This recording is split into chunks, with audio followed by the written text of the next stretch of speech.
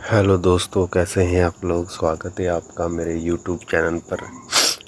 Please दोस्तों, अगर आपको ये वीडियो अच्छी लगती है तो प्लीज़ मेरे चैनल को सब्सक्राइब ज़रूर किया कीजिए। आइए आज बात करते हैं जादू और जुनून से भरी फिल्म कोई मिल गया।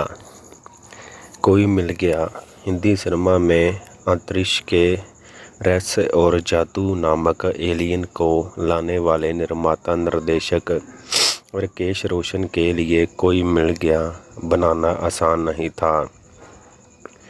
तकनीकी पहलुओं से ज़्यादा लोगों की बातें उन्हें परेशान कर रही थी।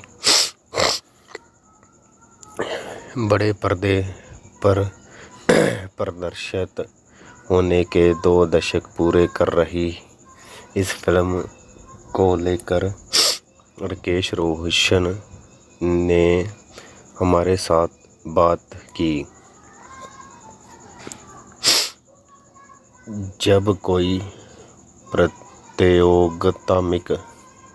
प्रतियोगितात्मक काम करता है तो समर्थन करने वाले लोगों के साथ ही उस पर सवाल उठाने वाले लोग भी सामने आ जाते हैं। ऐसा ही कुछ हुआ था जब निर्माता निर्देशक राकेश रोशन कोई मिल गया फिल्म बनाने वाले थे। साल 2003 में प्रदर्शित हुई इस फिल्म को आगामी 8 अगस्त को 20 साल पूरे हो जाएंगे। इसकी लोकप्रियता को सम्मानित करने के लिहाज से इस फिल्म को बीते शुक्रवार 4 अगस्त 2023 को 30 शहरों के चुनिंदा सिनेमाघरों में दोबारा रिलीज़ किया गया। फिल्म में एक मानसिक रूप से कमज़ोर युवा और एलियन की दोस्ती दिखाई गई थी। इस फिल्म को लेकर राकेश के ऑफिस में हुई मुलाकात के दौरान वह कहते हैं, जब हम कहानी बना रहे थे तो मेरे और ऋतिक के सिवाय कोई इस कहानी में विश्वास नहीं दिखा रहा था। लोग कहते थे कि आपने अपने बेटे संग कहो ना प्यार है जैसी फिल्म बनाई है, उसको कोई हीरो वाला रोल दीजिए, ये क्या रोल दे रहे हैं। ऊपर से फिल्म में एलियन भी है। छोटे शहर के लोगों को ये फिल्म समझ में नहीं आएगी, लेकिन मैं वही फिल्में बनाता हूँ जो भले ही लोगों को समझ ना आए, लेकिन मैं तो समझ सकता हूँ। करियर लगा था दांव पर। इस फिल्म से पहले ऋतिक की 8 फिल्में फ्लॉप हो चुकी थी। ऐसे में इस 9वीं फिल्म पर ऋतिक का करियर टिका था। राकेश कहते हैं, ऋतिक पर वन फिल्म वंडर, एक फिल्म में कमाल दिखाने वाला कलाकार का लेबल लग गया था। अगर उनकी ये फिल्म नहीं चलती तो उनकी वापसी नहीं हो पाती। ऋतिक का किरदार इसलिए भी कठिन था क्योंकि उन्हें बच्चों के साथ परफॉर्म करना था। उनकी ऊर्जा बच्चों की ऊर्जा से ना ऊपर जा सकती थी ना उससे नीचे आ सकती थी। ऋतिक भी बार बार मॉनिटर देखते थे कि कहीं वह ज़्यादा ड्रामेटिक तो नहीं हो रहे हैं। हम जब स्क्रीन प्ले पर बैठते थे तो ऋतिक वहाँ मौजूद होते थे। ऋतिक तो स्क्रीन प्ले घोलकर पी गए थे। शूटिंग के 1 सप्ताह पहले उन्होंने खुद को होटल के रूम में लॉक कर लिया था। उनका पहला शॉट देखकर मैं समझ गया कि वह किरदार में आ चुके हैं। मुझे विश्वास था कि जैसा उन्होंने काम किया है वह लोगों को मन को लुभाएगा। लेकिन रिलीज़ के 2 हफ्ते पहले मैं निर्माता के तौर पर नहीं बल्कि एक पिता के तौर पर सोचने लगा था कि इस फिल्म का सफल होना बहुत ज़रूरी है। इस फिल्म के लिए मैंने डिस्ट्रीब्यूटर से एग्रीमेंट में लिखवा लिया था कि 12 बजे से पहले फिल्म थिएटर में वह रिलीज़ नहीं करेंगे।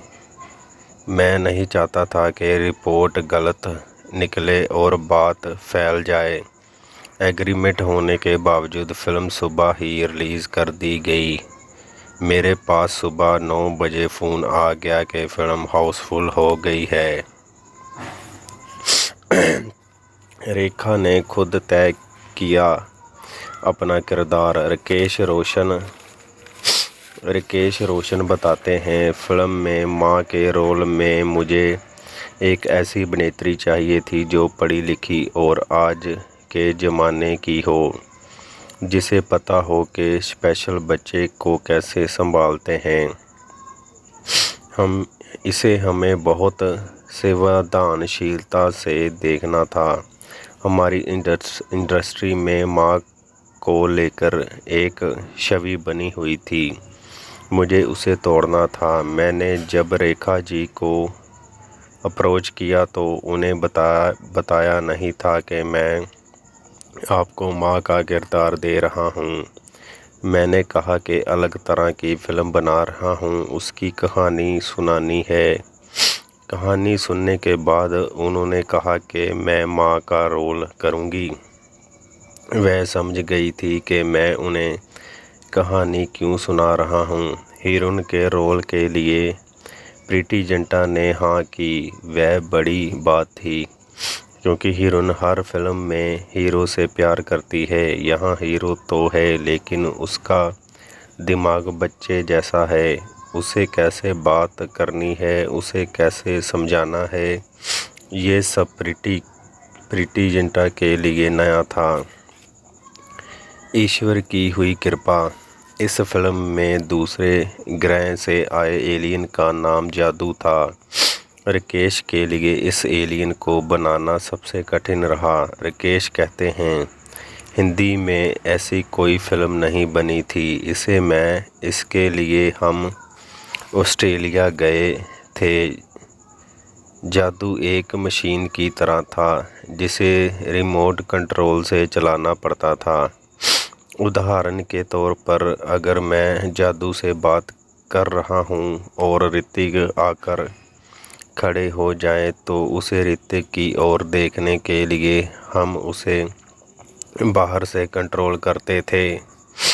कई बार वह लुक सही तरीके से जाता नहीं था, तो एक शॉट लेने के लिए 2-2 घंटे लग जाते थे। हमारे मन में कभी ये विचार नहीं आया कि जादू के लिए हम किसी छोटे कद वाले व्यक्ति को ले लें, क्योंकि फिर वह एलियन नहीं लगता। इसके अलावा एक प्रश्न अक्सर आता है कि ओम शावनी से अंतरिक्ष का कनेक्शन कैसे सोचा या ओम शावनी का ही प्रयोग क्यों करना है, इसका उत्तर आज भी मेरे पास नहीं है। मैं इसे ईश्वर की कृपा कहूँगा। मुझे लगता है कि एक शक्ति होती है, जब आपका समय सही चल रहा होता है तो आपको सही ऊर्जा मिलती है। तब मिला अगले भाग का विचार। राकेश बताते हैं, मैंने सोचा नहीं था कि कोई मिल गया को बतौर फ्रेंचाइज बढ़ाऊँगा। इस फिल्म के बाद मैं कोई और कहानी सोच रहा था। एक रात घर पर मैं the Lord of the rings देख रहा था। पहला पार्ट देखा, फिर दूसरा, फिर तीसरा। मुझे अच्छा लगा कि उन्हीं किरदारों के साथ कहानी को आगे बढ़ाया जा रहा है। हम लोग ऐसा नहीं करते थे। मेरी कहानी में उसे बढ़ाने का स्कोप था। मुझे याद आया कि जादू अपनी शक्तियाँ रोहित फिल्म में ऋतिक के किरदार का नाम को दे गया था, तो उसका प्रयोग किया जा सकता था। मेरे पास नींव थी जिसे मैं क्रिश में ऋतिक को सुपर हीरो बना सकता था। तो दोस्तों, कैसी लगी आपको ये जानकारी मुझे कमेंट में बताएं, और प्लीज़ आपको ये वीडियो अच्छी लगी है तो मेरे चैनल को सब्सक्राइब ज़रूर कीजिए। थैंक यू दोस्तों। हेलो दोस्तों, कैसे हैं आप लोग। स्वागत है आपका मेरे यूट्यूब चैनल पर। प्लीज़ दोस्तों, अगर आपको ये वीडियो अच्छी लगती है तो प्लीज़ मेरे चैनल को सब्सक्राइब ज़रूर किया कीजिए।